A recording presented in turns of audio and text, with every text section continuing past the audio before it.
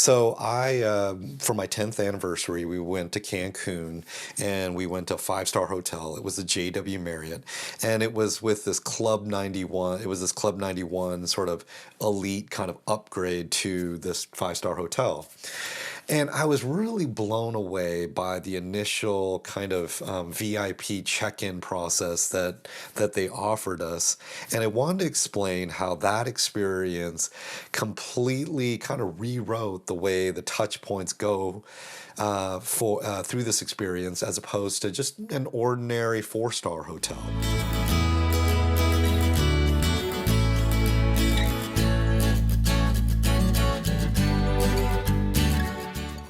So, at an ordinary four-star hotel, you have this experience where you're checking in. Of course, you may be tired from your travel. You're a little bit in a bad mood, and so your experience either no, and then you have to wait in line. There's three people in front of you, and everything's fine. It's clean. The furnishings are nice. It's luxurious, but your experience is you're not in a good place. And so you check in, and the person's friendly and gives you a smile, and that kind of cheers you up a little bit. And then you go to your hotel room, and the door just kind of, that little slide in thing, you just don't know, do you need to pull it out and turn, or, and sometimes just for, I don't know why, it's just not that easy to do. And so that further kind of sets you off in a little bit of a down mood. And then you mess with the Wi-Fi, and you thought you knew what the password was, or you didn't even know that there was a password for the Wi-Fi, and now you're a little bit upset. You're really struggling with this. You're calling the front desk, and you're going through this experience. Okay, and then you finally decide to lie down, check out the bed, and the bed is wonderful. You love it, and this hotel spent a lot of time, a lot of money and investment on upgrading their beds. It's perfectly kind of medium firm, just the way you like it.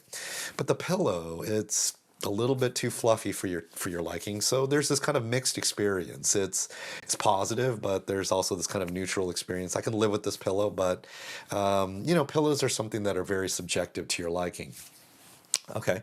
And you decide to go check out the kind of amenities at this place, and you go to the fitness center, and you're kind of struggling with trying to find the place. And so you're again a little bit, in a negative place, and then but the fitness place is great. Again, the hotel furnishings, invested a lot in upgrading it, and you do end up having this good experience, but it's not excellent. And then you decide to print a map, and it's okay. And then you decide to go, and you realize that you're going to eventually need water. You're going to need maybe some snacks. You're going to be in this hotel for a while. So you're in this kind of survival mode. You're thinking, now I need water. Where am I going to find a good place to buy water? And of course, lugging that 24 pack of case of water is heavy, and you don't know which is the right place to go. And once you find it, it's sometimes not that easy to track it down, even if you have a little GPS. So let me walk you through what happened with my experience at the JW Marriott. And so what happened is there we get to the hotel, and by the way, they picked us up in a white van, and we roll up to the hotel, and we see this guy, and he's got this kind of Secret Service type of headset with a microphone, and you could tell they're kind of coordinating, and they look like, oh, he's here. And so we roll up, and they open the door, and they say, "Mr. Lee, we've been expecting you." And so the first thing is there's this great validation, like definitely my reservation is good. They got me. In fact, somebody else actually reserved this hotel for me. So there's these kind of this validation that I'm needing along the way. Okay, and then the next thing that happens is they hand me this kind of a wet towel.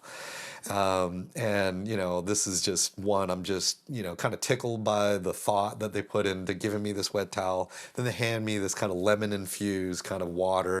But again, just what I'm needed. I'm kind of sweating. It's humid weather, and I'm getting this cold drink. I'm getting kind of refreshed with this wet towel. And then they tell me to just kind of walk past the check-in. And kind of thinking, I don't need to check in. And he's kind of explaining that, no, you're going through this VIP check-in. And then as he's walking me to I think it was somewhere around the 19th floor, he, is touring me, telling me what kind of things. He's asking me questions on what kind of things I like to do to make sure that I would know how to get there. So I'm getting my orientation, where the fitness club is, where the business center is. And he's letting me know, like, what it'd be a good time to go check out the pool at certain kind of hours and where you can eat. I'm also finding out about where I can maybe get some drinks if I want to outside. And so all this kind of orientation is happening so that it's taking away all that anxiety for me trying to find these things out on my own. So we get to the 19th floor, and there's this VIP check-in kind of room, and they show me behind them there's all these kind of pillows behind the person who's behind at the service desk. And she asked me what kind of pillow I'd like to have, and she's explaining that there's the Tempur-Pedic pillows and fluffy pillows, and I see a pillow that's very much like the one that I sleep on. I'm kind of particular about pillows, but I think many are particular about the kind of pillow they want to use.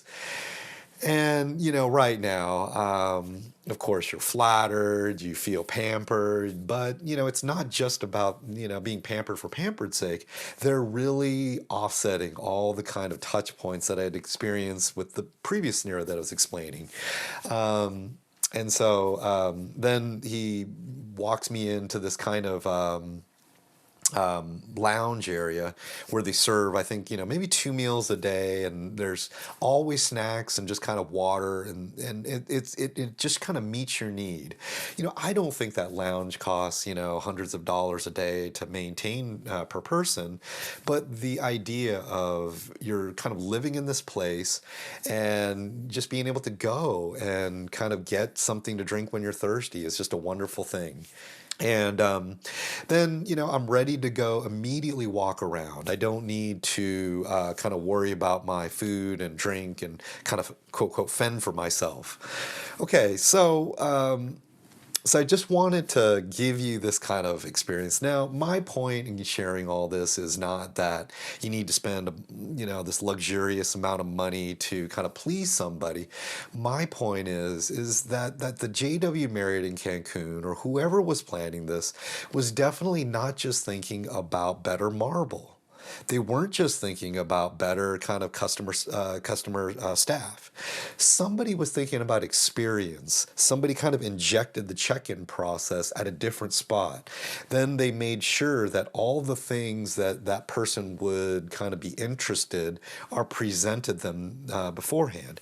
And when I think about it, that first VIP kind of check-in experience, basically made that hotel worth, honestly, $100 more a night, because the impression, the kind of mood that I was put into, this kind of feeling that you're in this kind of taking care of state, and having that lounge there made all the difference. Was the room that special? Was the facility? No, it wasn't. Now, this was a very nice hotel, don't get me wrong, but what made it was that they really had kind of put some thought and some design consideration into what that experience would be.